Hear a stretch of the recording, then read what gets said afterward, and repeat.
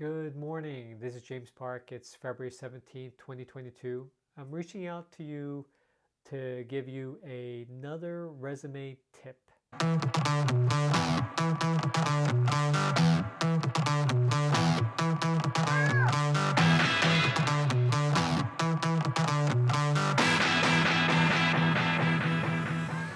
And this comes from a gentleman who was fresh out of an interview and he had been asked the question of what's the most challenging work you encountered?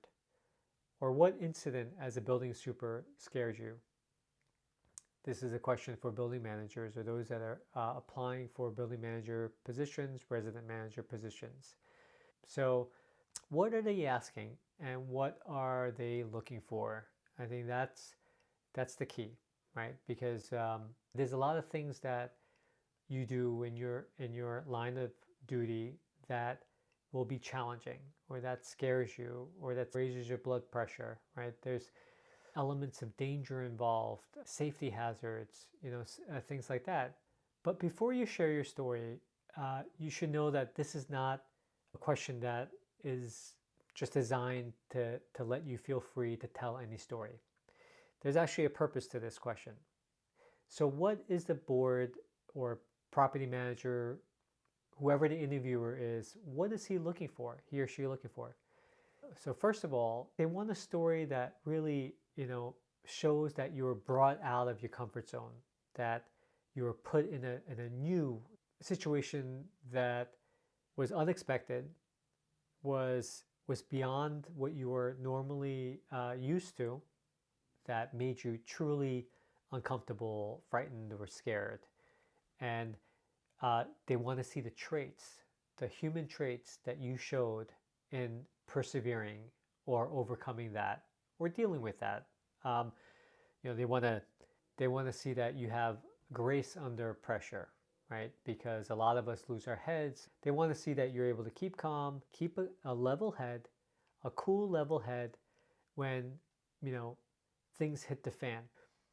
They want to see that you remain honest. That let's say it's a situation that it's not a physical situation, or it's not a situation where people were physically in danger. But let's say it was a issue at a board meeting where you were faced with some sort of unethical issue. Maybe you were accused of something, and or someone else was accused of something, and that you are now in the middle of it. They want to see that you're continuing to be honest. They want to see how you approach that problem. You have logical organizational skills to overcome that. They, of course, want to see what your experience level is and what your competence level is. So they'll be looking for a certain story that matches the issues or the challenges that the board expects you to face. And they want to see those good traits stand out. They also want to see that you're reliable. All those good traits that you expect in times of calm, they want to see those come out in times of danger, in times of challenge. So this question can invite you to kind of dig into your experiences and pull out something that showed your ability to really gracefully overcome that pressure. For extra credit, they also, if you can pull out a story where you were quick to adapt, you had to pivot because something didn't work, and you had to change direction quickly. That's also a great thing because it shows that you weren't stubborn and had tunnel vision. And when you face difficulty, that you were astute enough to recognize that you're hitting a wall and that you turned and adapted to a new direction quickly.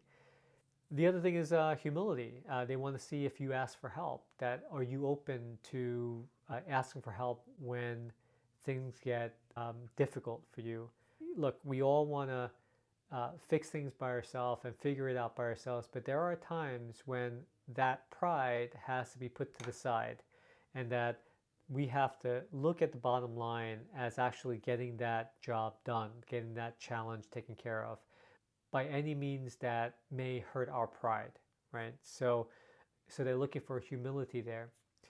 And the last thing that they're looking for, and this is something that's really just critical to answering this question, is they want to make sure that you learn from that. So they want to see that you've grown from that experience, that you took that experience, you digested it, you improved yourself by finding ways to maybe prevent that from happening again, or you trained your staff, or you took classes that could prevent you from feeling scared or frightened again or unprepared.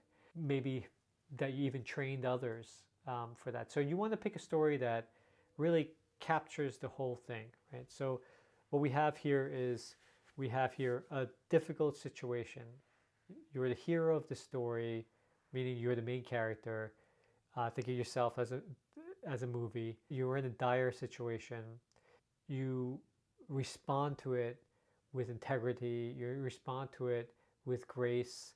You're thinking your way through the situation, and you're changing directions if you have to.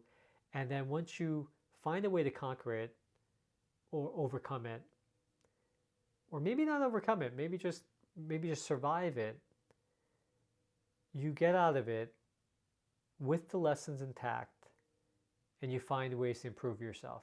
And really that's the package that you want to give. So good luck. Signing off, James Park.